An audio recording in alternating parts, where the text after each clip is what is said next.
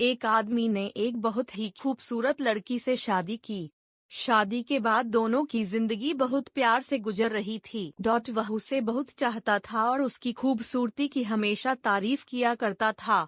लेकिन कुछ महीनों के बाद लड़की चर्म रोग स्किन डिजीज से ग्रसित हो गई और धीरे धीरे उसकी खूबसूरती जाने लगी।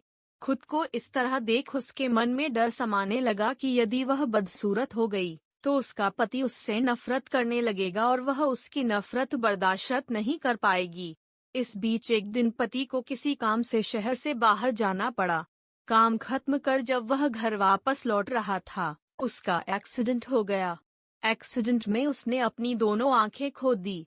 लेकिन इसके बावजूद भी उन दोनों की जिंदगी सामान्य तरीके से आगे बढ़ती रही।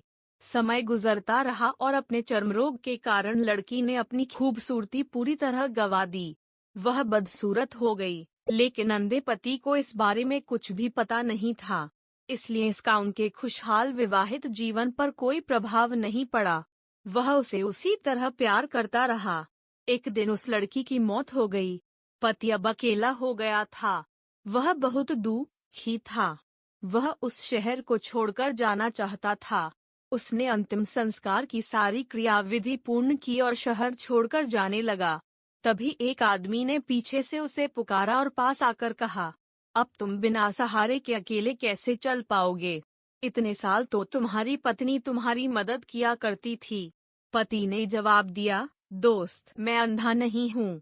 मैं बस अंधा होने का नाटक कर रहा था, क्योंकि यदि मेरी पत्नी को पता चल जाता कि मैं उसकी बदसूरती देख सकता हूँ तो यह उसे उसके रोग से ज्यादा दर्द देता। इसलिए मैंने इतने साल अंधे होने का दिखावा किया। वह बहुत अच्छी पत्नी थी। मैं बस उसे खुश रखना चाहता था।